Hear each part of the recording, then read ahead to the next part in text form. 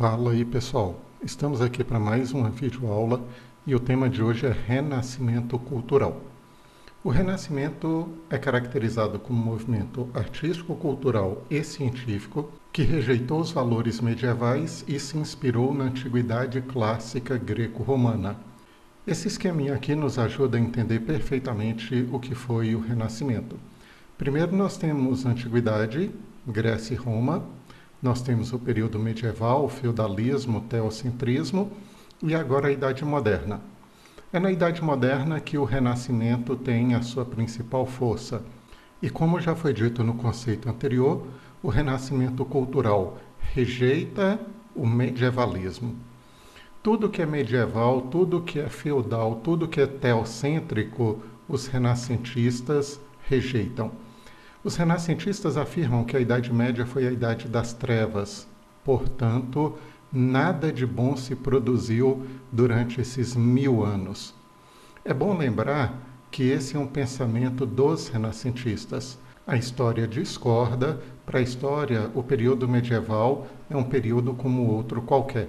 Já que os renascentistas rejeitam o teocentrismo medieval, eles acabam buscando inspiração.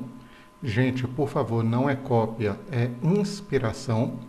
Eles acabam buscando inspiração em outra sociedade, em outra cultura.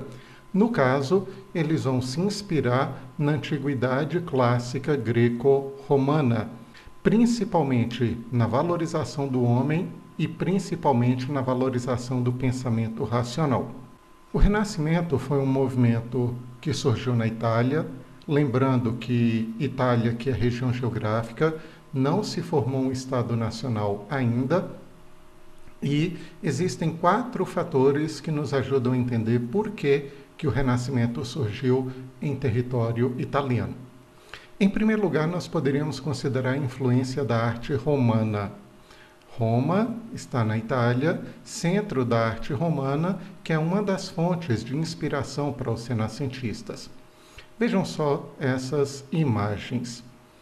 Quando o povo começa a deixar os feudos, começa a ir para as cidades, naquele processo de renascimento urbano, essas pessoas começam a encontrar obras de arte da época da Roma antiga, e essas obras valorizavam sempre o homem, valorizavam sempre a mulher. Uma das características do Renascimento é a valorização da nudez, a exploração da nudez, tanto masculina quanto feminina. A nudez, para os renascentistas, não tem um caráter erótico, sensual, muito pelo contrário. O órgão genital masculino é apresentado de forma infantil, porque o objetivo do Renascimento é valorizar a beleza do ser humano, e eles procuram retratar e exaltar o ser humano da sua forma mais natural. Então, quando as pessoas voltaram para as cidades e encontraram essas obras de arte, eles começaram a dizer o seguinte: nós queremos fazer uma arte parecida com essa, não a arte ensinada pela igreja, voltada para Deus e para os princípios religiosos. Então, a primeira inspiração que os renascentistas têm é dentro da própria região italiana, a antiga cultura romana. A segunda influência que eles sofrem é da cultura grega. Em Constantinopla, havia um grupo chamado de sábios bizantinos que eram grandes conhecedores da cultura grega antiga. Eles falavam grego, eles conheciam as obras clássicas gregas, e a cidade de Constantinopla foi atacada pelos turcos otomanos em 1453. No momento que ocorreu esse ataque, um grupo desses sábios bizantinos foge para o território italiano, especialmente para o norte, levando todo o seu conhecimento da cultura grega. Então, voltando no conceito, o Renascimento é um movimento inspirado na antiguidade clássica greco-romana. Cultura grega está aqui, cultura romana está aqui. Gente, o mecenato foi extremamente importante.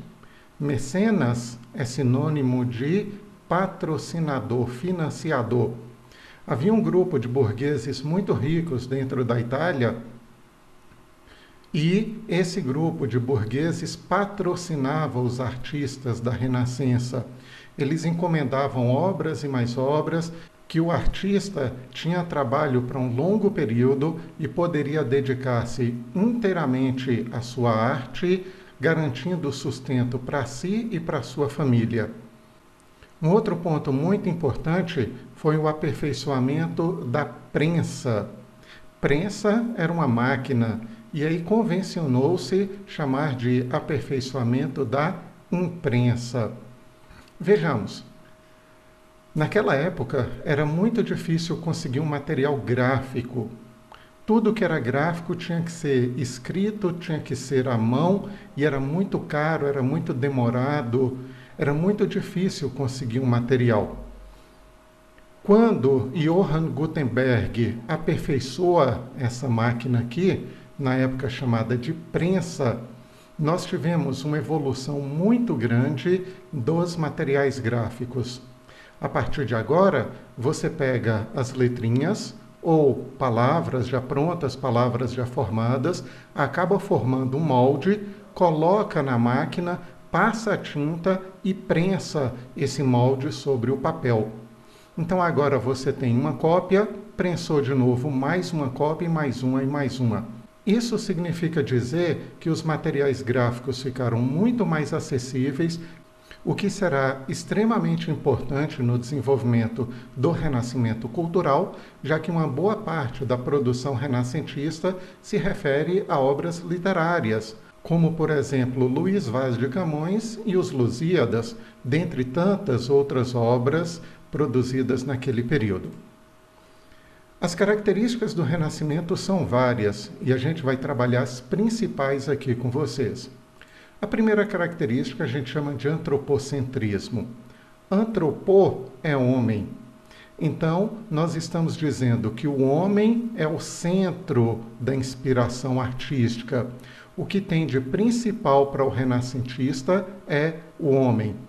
Se vocês observarem os escritos, as esculturas, se vocês observarem as pinturas renascentistas, sempre o tema central será o homem. William Shakespeare, em Hamlet, escreveu: "Que obra de arte é um homem, tão nobre no raciocínio, tão vário na capacidade, em forma e movimento.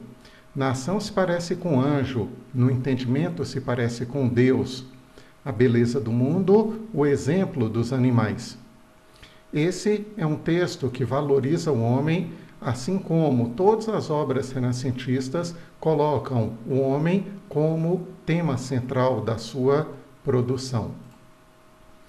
Uma outra característica importantíssima é o racionalismo. Para os renascentistas, tudo pode ser explicado de forma racional.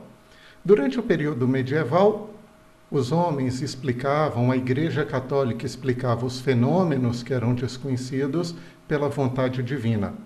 Era o transcendental, era o espiritual, tudo era a vontade de Deus.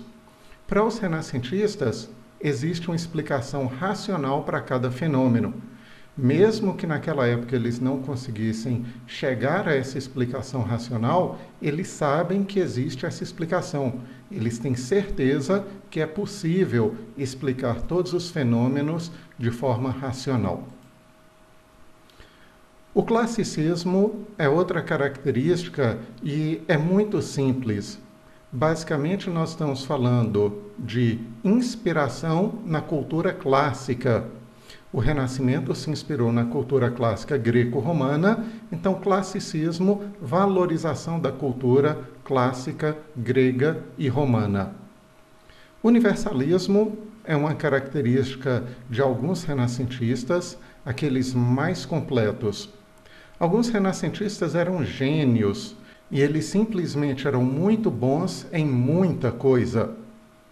Nós temos o exemplo de Leonardo da Vinci, que era matemático, físico, escultor, pintor, arquiteto, inventor. Ele é responsável por uma série de invenções. Algumas foram colocadas em prática naquela época. Hedonismo também merece uma atenção especial, que é a valorização do prazer. Eu gosto de citar esse tópico aqui para reforçar aquela ideia que eu disse no início, que foi uma inspiração na cultura greco-romana e não uma cópia. Vejam só o exemplo. Havia um grupo de hedonistas na Grécia Antiga e esse grupo de hedonistas se reunia para sentir prazer. À frente de grandes mesas, abarrotadas de comida, abarrotadas de bebida, comiam, bebiam à vontade até não aguentarem mais. Em certo momento, sem conseguir tomar nem mais um gole, esses hedonistas viravam-se para trás da mesa, vomitavam tudo e regressavam para a mesa para continuar comendo e bebendo. Comida e bebida gera prazer. Os renascentistas nunca fizeram e nunca incentivaram essa prática, mas o valor é o mesmo, a forma é diferente. Por isso nós dizemos que foi inspiração e não cópia. Acerca dos renascentistas, eu poderia dizer para vocês que Leonardo da Vinci diria para você: se pintar te dá prazer, faça os seus quadros só pelo prazer que você tem. William Shakespeare diria: se escrever te dá prazer, faça os seus escritos, suas poesias, só pelo prazer que você tem em escrever. E, dessa forma, todos os outros artistas da Renascença. Além dessas características, tem uma outra que eu não coloquei aqui na projeção, que merece grande destaque. É o que nós chamamos de naturalismo, valorização da natureza e valorização do momento atual. A Igreja Católica defendia no período medieval uma vida de privação, uma vida de simplicidade, para que, depois da morte, a alma pudesse ir para o céu e lá sim seria uma vida feliz. Os renascentistas pensam diferente. Eles acreditam que é possível ter uma vida feliz e alegre aqui nessa terra, e quando morresse, a alma iria para o céu e continuaria tendo essa vida feliz, essa vida alegre. Um ponto do Renascimento que merece atenção são as fases do Renascimento dentro da Itália. A primeira fase é chamada de Trecento durante o século XIV e se caracteriza por uma transição, ou seja, a obra produzida nesse período não é 100% medieval, feudal, teocêntrica e também não é 100% renascentista. Ela tem parte da tradição teocêntrica e parte das novidades do movimento renascentista. Durante a fase do 400, nós atingimos o apogeu da produção renascentista. Os maiores nomes estão nesse momento. E no 500, nós temos o apogeu e a crise do Renascimento italiano. Aqui merece uma atenção. Vocês podem perceber que na fase do 400 está o apogeu e na fase do 500 também. Gente, é mais ou menos um período de 40 anos que é caracterizado esse apogeu. Aproximadamente de 1480, final do 400, para 1520, início do 500, que nós temos o apogeu.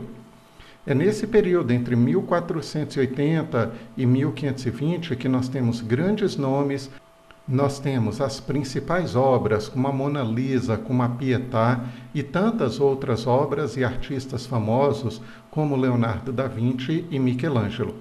Mas também foi durante esse período que o Renascimento entrou em crise na Itália. Essa é uma época que a burguesia italiana começa a passar dificuldades por causa da concorrência portuguesa na venda das especiarias das Índias, e essa é uma época que a Contra-Reforma começa a perseguir aqueles que tinham ideias diferentes da Igreja Católica. Também, durante os 500, nós temos a expansão das ideias renascentistas pela Europa. Em Portugal, nós temos Luís Vaz de Camões e os Lusíadas. Na Espanha, nós temos Miguel de Cervantes e Dom Quixote. Na Inglaterra, nós temos William Shakespeare e Romeu e Julieta, Macbeth, Otelo, Rei Lear e tantas outras obras que foram feitas pelo território europeu. Então, só para lembrar, Enquanto o Renascimento está entrando em crise na Itália, as ideias renascentistas estão se expandindo pelo território europeu. O Renascimento não foi apenas cultural. O Renascimento também tem a sua parte científica. Grandes avanços que nós conhecemos hoje foram descobertos, foram estudados durante o período renascentista. Nicolau Copérnico desenvolve a teoria heliocêntrica. Durante o período medieval se acredita na teoria geocêntrica, ou seja, a Terra está no centro do nosso sistema planetário. Agora, Nicolau Copérnico desenvolve uma teoria dizendo que o Sol está no centro do nosso sistema planetário. Percebam que é só uma teoria. Copérnico não possui os meios para poder confirmar. Johann Kepler acaba estudando a órbita elíptica dos astros. Johann Kepler acaba afirmando que os planetas, os astros, giram em torno do Sol numa órbita elíptica, como se eu pudesse dizer, numa órbita oval. E aqui nós temos um grande nome chamado Galileu Galilei. Dentro de tantos experimentos e de tantas descobertas, Galileu comprovou a teoria de Nicolau Copérnico. Galileu utilizou um instrumento chamado luneta ou telescópio, e a partir desse instrumento, Galileu pôde comprovar a teoria de Nicolau Copérnico. Acontece que Galileu estava na época da Contra-Reforma, Galileu estava na Itália, a sede da Igreja Católica, e Galileu foi perseguido por isso. Consta que o Tribunal da Santa Inquisição colocou Galileu sobre um palanque e pressionou que ele voltasse atrás das suas afirmações acerca do heliocentrismo, caso não quisesse responder o processo no Tribunal da Inquisição. Galileu nega tudo, Galileu tem uma pena mais ou menos como se fosse uma prisão domiciliar dos dias atuais, e dizem que quando Galileu descia do palanque, ele repetia a seguinte frase: mas que ela se move, se move. Galileu sabia que estava certo, ele estava se referindo à Terra, que a Terra não era o centro do nosso sistema planetário, que a Terra não estava parada, que a Terra girava em torno do Sol, mas ele precisava negar tudo para continuar vivo e continuar os seus estudos. Embora, depois dessa ocasião, ele não pudesse divulgar os seus estudos. Aqui nós temos uma representação da órbita elíptica dos astros, e aqui nós temos uma gravura feita naquele período mostrando o Sol no centro do nosso sistema planetário. Bem, gente, Renascimento é isso aqui, e eu gostaria de mostrar algumas obras para vocês para enriquecer. Aqui nós temos alguns estudos, alguns desenhos feitos por Leonardo da Vinci. Era muito comum que os artistas da Renascença fizessem estudos acerca da anatomia humana com o objetivo de conhecer melhor, com o objetivo de representar melhor o corpo humano nas obras de arte. E algumas obras bem famosas, como a Mona Lisa, a famosa Mona Lisa de Leonardo da Vinci. Aqui nós temos a Última Ceia, também de Leonardo da Vinci, a Pietà, que é uma obra maravilhosa de Michelangelo, Maria segurando Jesus Cristo morto em seus braços. Vocês devem observar que tudo que está aparecendo nessa obra de arte é mármore. Michelangelo foi um gênio, ele trabalha, ele faz curva no mármore como se fosse um material maleável. Então, um grande nome da arte daquele período e da história mundial. Aqui nós temos Moisés, uma figura bíblica, também uma grande obra de arte feita em mármore. Davi é anatomicamente perfeito, de acordo com os estudiosos. Ele não tem um músculo fora do lugar. Isso se deve ao estudo da anatomia humana que eu citei agora há pouco para vocês. Esse aqui é o personagem da Bíblia. Percebam que na mão esquerda ele está segurando a funda. Então, esse é um momento que retrata um instante antes de Davi enfrentar o gigante Golias, de acordo com a história bíblica. Gente, olha só a perfeição de Michelangelo. Ó, ele faz até as veias de Davi. Então, isso aqui dá uma ideia do quanto que Michelangelo foi genial. Aqui nós temos a Escola de Atenas, mais uma grande obra de Rafael. Donatello também fez essa outra grande obra famosíssima.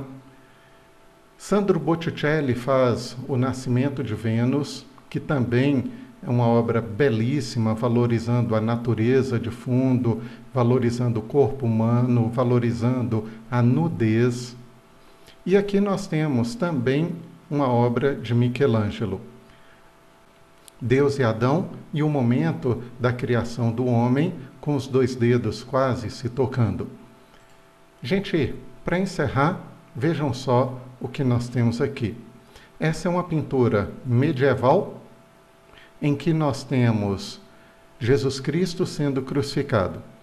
Percebam que não existe proporção nos corpos, percebam que não tem um fundo, tem um borrão preto de fundo.